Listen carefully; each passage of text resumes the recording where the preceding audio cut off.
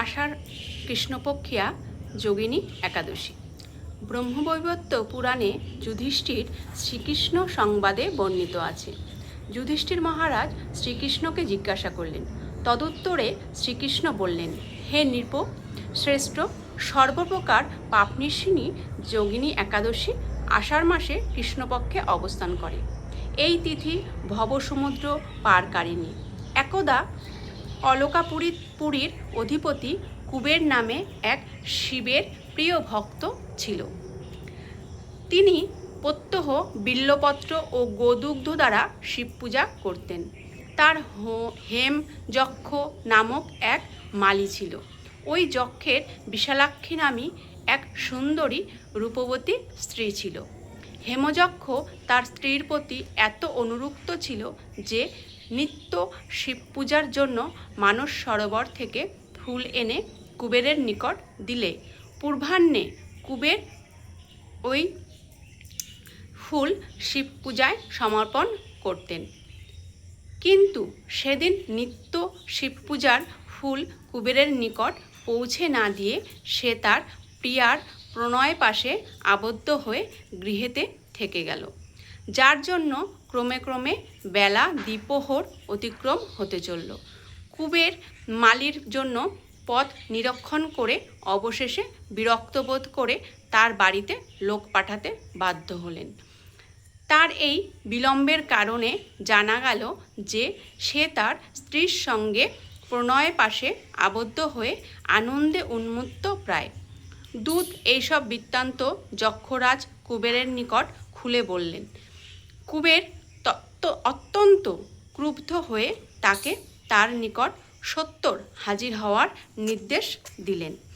এদিকে হেমমালী অধিক সময় অতিক্রান্ত হয়েছে জেনে অত্যন্ত লজ্জিত ও সন্ত্রস্ত চিত্তে নমস্কারপূর্বক কুবেরের সম্মুখে দণ্ডায়মান হল। কুবের ক্রোধে রক্তবর্ণ চক্ষু হয়ে বললেন, ওরে পাপিষ্ঠ, তুই আমার পরমারাধ্য শিব ঠাকুরের পূজাকে অবজ্ঞা করেছিস, কাম চরিতার্থের জন্য সময় নষ্ট করেছিস। এর জন্য তোকে আমি অভিশাপ প্রদান করছি। তুই কুষ্ঠরোগী হয়ে যা, সর্বাঙ্গে শ্বেতকুষ্ঠ পূর্ণ হোক, তোর স্ত্রীসঙ্গ থেকে চিরকালের মতো বিয়োগ ঘটুক।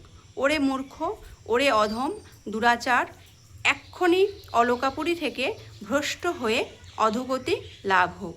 কুবেরের অভিশাপে হেমমালী অলকাপুরী হতে ভ্রষ্ট হয়ে ভূলোকে কুষ্ঠগ্রস্ত হয়ে অত্যন্ত দুঃখ পেতে লাগল।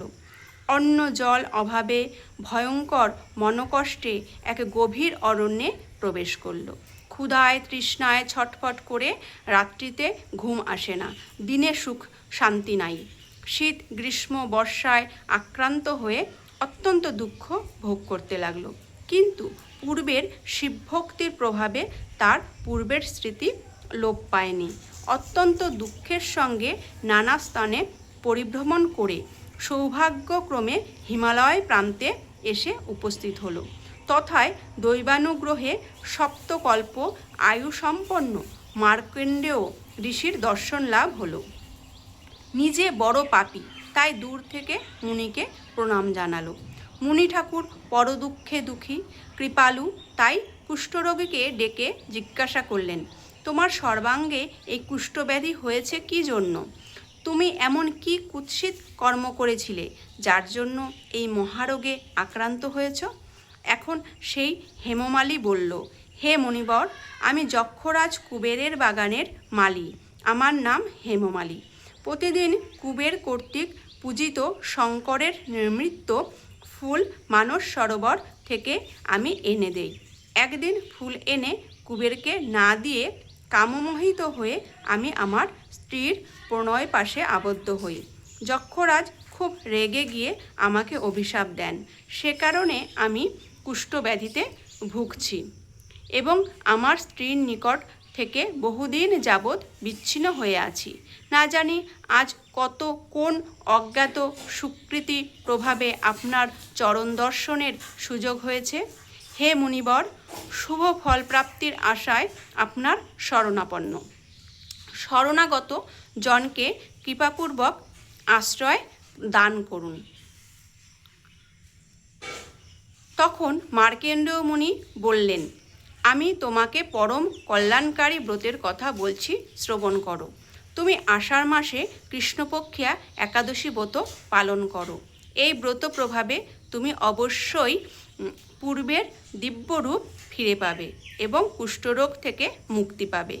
মুনিবরের এই আদেশ শ্রবণ করে মালি অত্যন্ত আশান্বিত হয়ে মুনিকে দণ্ডবনতি করল এবং যথোক্ত বিধানে তার আদেশ অনুসারে নিরন্তর ভগবত অনুশীলন ও এই যোগিনী একাদশী ব্রত পালন করে দিব্যস্বরূপ ফিরে পেয়ে পুনঃ বাড়িতে এসে দীর্ঘদিন নিষ্ঠার সঙ্গে এই ব্রত উদযাপন করে ধন্য হয়েছিলেন।